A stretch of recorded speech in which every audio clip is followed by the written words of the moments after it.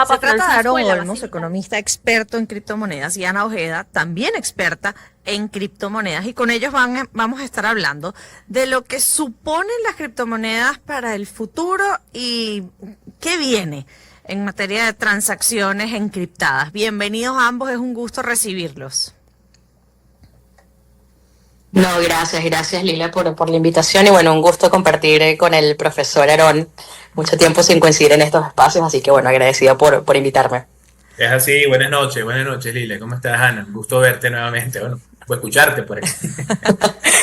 A ver, So, Ana, comencemos con el uso de las criptomonedas en nuestro país, que contrario a lo que muchos podían pensar inicialmente, tenía una mayor cantidad de transacciones o que era quizás comparable con países desarrollados. ¿Por qué se daba este fenómeno? ¿Por qué el venezolano vio en las criptomonedas una oportunidad y las adoptó quizás con mucha más rapidez que en otros países?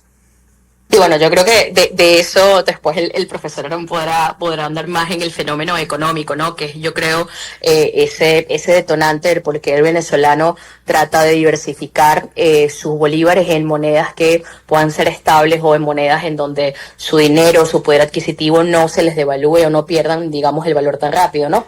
Creo que esa es la principal razón por la cual las personas, en específico en países como Venezuela y en países como Argentina, con economías altamente inflacionarias, buscan activos que no sean tan volátiles, activos que les permitan, como te digo, resguardar ese poder adquisitivo, y esa es la razón por la cual cripto en Venezuela toma tanto peso en los últimos 5 años específicamente, bueno, con distintos fenómenos, la llegada de Binance, el exchange más grande y con más liquidez del mundo de Latinoamérica, luego todos los procesos inflacionarios que sabemos que ha sufrido lamentablemente Venezuela, la pérdida del poder adquisitivo, han sido como todos elementos que han sido una especie de caldo de cultivo para que el venezolano diga, bueno, ¿cuál es esa solución para yo poder ahorrar en el día a día o para lo poco, lo mucho que yo gano no se me devalúe o no se me haga sal en las manos? Bueno, hay una opción que es usar criptos, que bueno, hay especies de criptomonedas y eso lo podríamos hablar después, que son las stablecoins o las monedas estables que se asemejan, digamos, a un dólar digital de fácil acceso las 24 horas del día, los 365 días del año, cosa que tal vez bancos nacionales e internacionales no pueden proveer. Así que te diría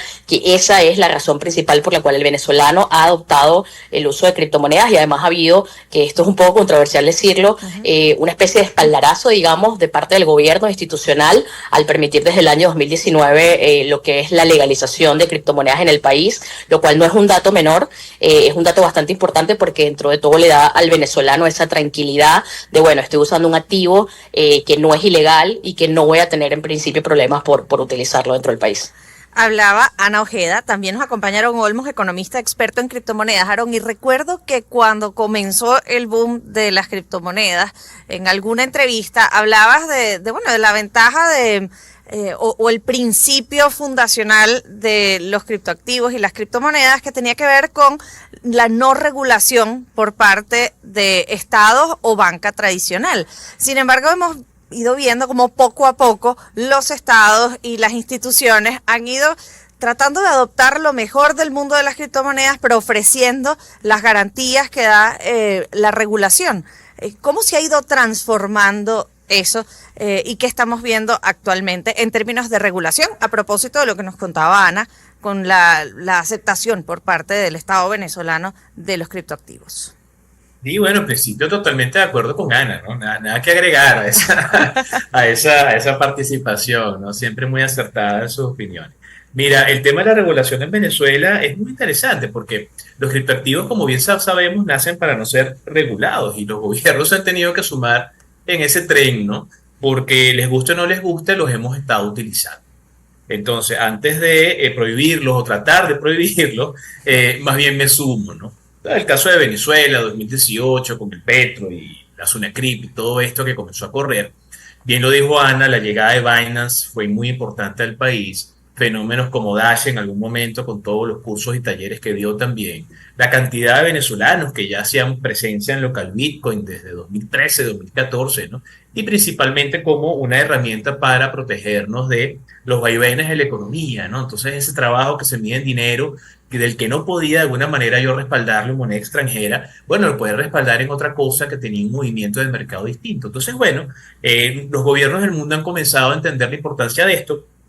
La regulación siempre llega detrás, ¿no? En ambulancia, ¿no? Corriendo detrás de la tecnología y la innovación.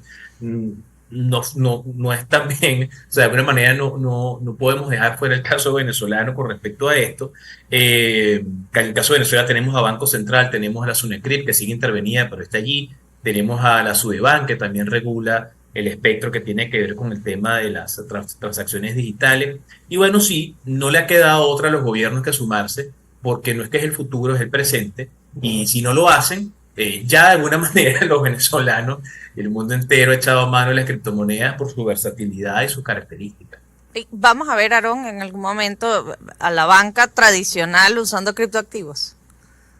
Totalmente, eso lo vamos a ver. De hecho, la lógica de los neobancos va para allá. Bancos que suprimen espacios físicos, que no tienen tanta presencia física en algunos espacios, que básicamente todo es digital, pero que además van a integrar en sus plataformas más adelante, porque los pasos ya se están dando, dinero fiat digital, dinero de Banco Central, inversiones, monedas extranjeras, y también van a conectar sus plataformas para poder hacer la conexión pues con el tema cripto, ¿no? Entonces en algún momento vamos a ver, de repente Lila Vanorio va a tener su cuenta internacional de su banco allí, va a ver sus divisas, su moneda nacional y sus bitcoins ahí guardados, y va a poder hacer operaciones, pues entonces los bancos van a tener que convertirse en algún momento en exchanges, ¿no? Y esto está rodando, esto está pasando, ya estamos viendo exchanges que tienen licencias para hacer bancos, tarjetas de crédito franquicias que quieren operar con criptomonedas, ¿no? Entonces, esa hibridación ya se está dando, ya está ocurriendo, y bueno, eso no lo para nadie. Hablaba Aarón Olmos. Ana, ¿pero qué tiene una criptomoneda, un criptoactivo para ser exitoso? Porque ha habido iniciativas de criptomonedas que no tienen el respaldo o el crecimiento que hemos visto con otras que comenzaron para aquellos que apostaron de entrada en el Bitcoin, por ejemplo, pudieron multiplicar sus ganancias tremendamente, pero ese no es el caso de todos los criptoactivos. ¿Cómo funciona? ¿Qué lo caracteriza? Sí, mira, yo creo que el caso de Bitcoin es único e irrepetible. Siempre digo que para mí Bitcoin es el mejor dinero jamás creado por sus características. Bitcoin, y bueno, hay mucho debate interesante con los economistas de si es dinero o no. Para mí Bitcoin cumple con las características del dinero y te da cosas que no te da el dinero tradicional, que no te da el dólar, que no te da el peso, que no te da ninguna moneda local. Primero es deflacionario, está programado desde su concepción, desde su nacimiento, para que, contrario a lo que nosotros venimos experimentando a lo largo de todos nuestros años, no solamente como venezolanos, sino como latinos, Bitcoin está programado para que no sea inflacionario. Bitcoin solo tiene 21 millones de unidades, lo que de inicio te dice el por qué se ha dado, digamos, este éxito, esta multiplicación en su precio, porque, bueno, es un activo escaso, lo cual hoy en día no lo vemos. Sabemos que los bancos centrales, los bancos mundiales, los bancos locales se encargan de siempre imprimir dinero, de emitir dinero, digamos que no tiene, y esto es controversial también, digamos, ningún tipo de respaldo. Así que te diría que en relación a por qué Bitcoin fue exitoso, y ya vamos a hablar de por qué otras monedas no lo han sido, te diría que Bitcoin tiene esa característica primordial de que es deflacionario, de que es limitado, pero para mí lo más importante es que es resistente a la censura. ¿Y qué significa eso? Eso significa, en palabras sencillas, que Bitcoin no es controlado por ningún gobierno, no es controlado por ningún banco central, no puede ser controlado por ninguna persona, y eso es muy importante porque Bitcoin es dinero neutral. ¿Qué significa eso? Que lo puede usar la gente que me cae bien y lo puede usar la gente que me cae mal. Lo puede usar un gobierno con el que no simpatizo y lo puede usar un gobierno con el que sí simpatizo. Por eso te decía que es un dinero completamente distinto a lo que nosotros estamos acostumbrados a ver y con lo que estamos acostumbrados a interactuar. Y eso es parte de, digamos, el éxito de por qué Bitcoin logró multiplicarse en el tiempo. Creo que la sociedad entendió que el sistema monetario, tal como se concibe y como lo hemos estudiado a raíz de los años, está roto completamente. El poder adquisitivo está roto. roto. Creo que la forma en la que los estados gestionan sus políticas monetarias obviamente está roto, y eso podemos verlo en parte del fracaso de grandes economías a nivel mundial. Todo lo que estamos viendo ahora mismo con Estados Unidos, la guerra arancelaria,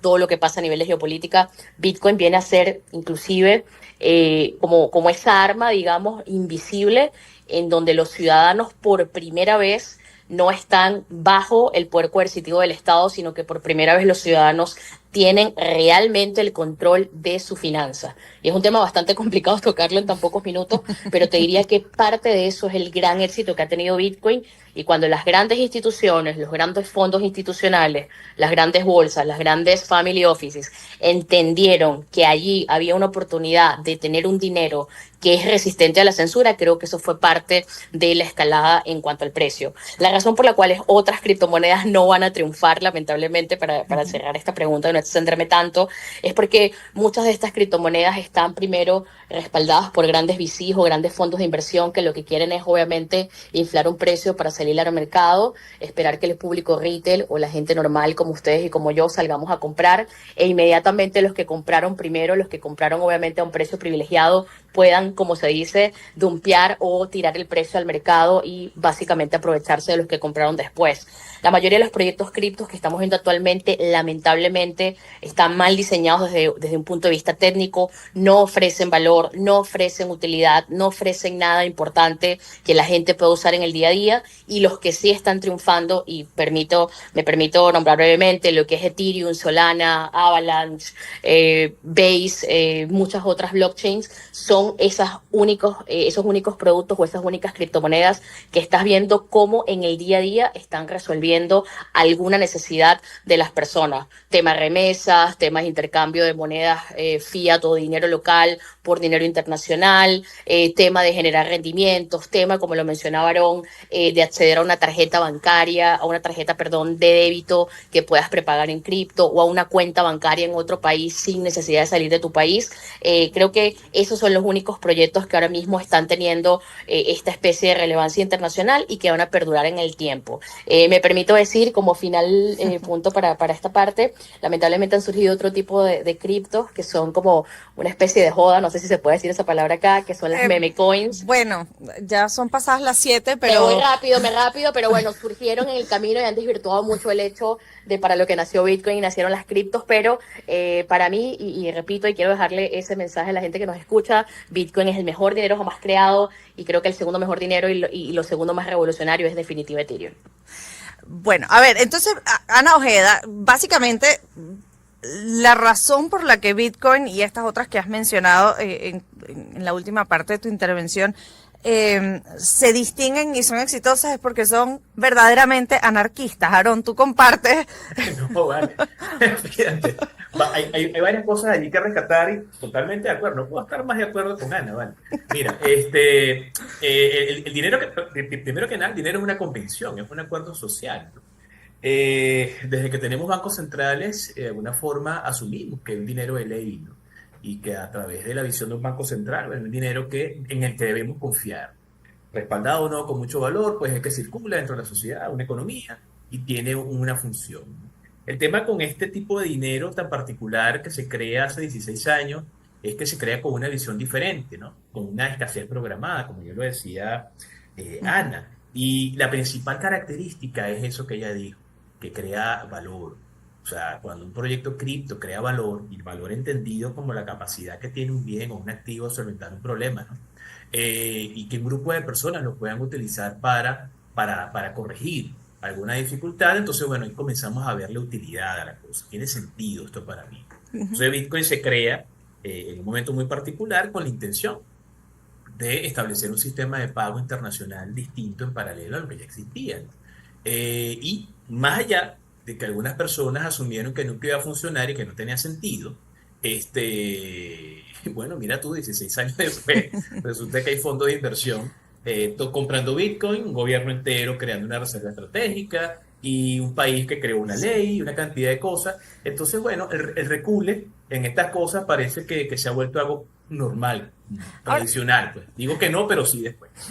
Aarón, pero justamente hablabas, recuerdo al principio cuando surgía esto como una novedad y explicabas en qué consistía, te referías a esa resistencia, que la gente quizás tenía resistencia a entender esta nueva forma de pensar el dinero.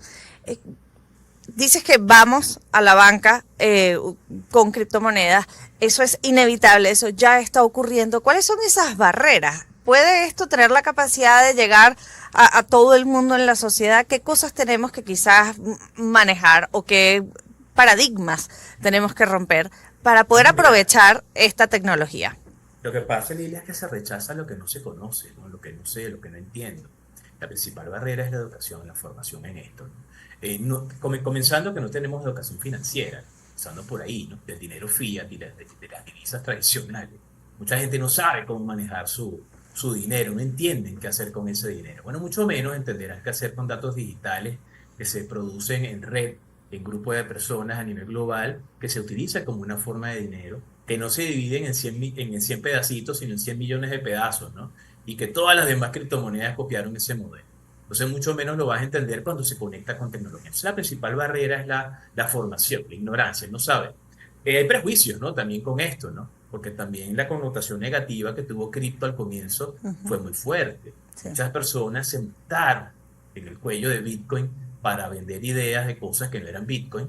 Y bueno, pues desplumaron una cantidad de personas. Recientemente hubo también una situación aquí en Venezuela donde le vendieron cosas que no eran a otras personas y bueno, pues se le llevaron esos dineros. Pero eso es ignorancia, eso es no saber. Entonces, ¿qué tenemos que ir más allá del prejuicio? Bueno, educarnos, ¿no? Ana conoce de eso, muchos estamos trabajando en eso hace muchos años. Yo cuando por lo menos tengo la oportunidad de hablar en algunos espacios de estos temas, le pido a las personas, colegas o no, que todo lo que aprendieron sobre el dinero y estas cosas lo dejen un poquitico en stand-by para permitir a estas ideas comenzar a entrar en su cabeza, a tratar de entender qué está pasando.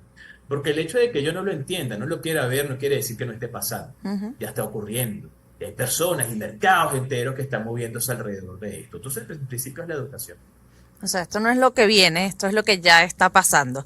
Ana, ya para despedir, ¿tienes alguna cuenta en donde pongas información donde la gente pueda empezar a educarse y a conocer este universo que quizás puede ser complejo? Sí, súper rápido. Bueno, me consiguen en redes, casi nadie me conoce como Ana, pero si me buscan como CryptoLawyer es posible que me encuentren en Instagram, en TikTok, en Twitter. En TikTok soy muy activa. Creo que es una plataforma no solamente para bailar, es una plataforma para educar, así que ahí me encuentran siempre muy activa. Igual en Twitter estoy siempre compartiendo contenido sobre plataformas, sobre cómo identificar scams, cómo identificar estafas, cuáles son esos mejores proyectos o no que debemos identificar. Y nada, la gente que quiere aprender de criptos de cero, antes de cerrar, tenemos una comunidad educativa que se llama 100 días de research en Telegram, la consiguen en todos mis canales, completamente gratuita. Hemos educado ya a más de 10.000 personas en Latinoamérica, más de 5.000 personas en Venezuela que han aprendido de forma gratuita sobre criptos desde cero con nosotros. Así que nada, me encuentran como CryptoLawyer, se escribe con I latina. Y bueno, súper contenta por estar acá. Gracias por la entrevista y bueno, eso. Gracias, Aarón, por compartir el espacio. A ti, Ana. Aarón, ¿tus redes sociales? Bueno, rapidito también, ¿no? Pueden ubicar en X como @AaronOlmos, con doble A, nombre hebreo, y en Instagram como @AaronOlmos1. Todos los martes tenemos por ahí un programa en radio, en Fede Cámaras Radio, de 3:30 a 4:30 de la tarde, Economía Digital con Aaron Olmos. Y bueno, pues en Instagram siempre estamos colocando información que hable de economía, finanzas y estos temas. Porque al final de cuentas, como bien lo decía Ana, crear comunidad y tener personas que aprendan de esto pasa también por el trabajo de educar y educar con ejemplos, ¿no? Y bueno, siempre estamos ahí tratando de hacer ver ejemplos de situaciones muy importantes. A nivel de formación, es lo principal que tenemos que hacer.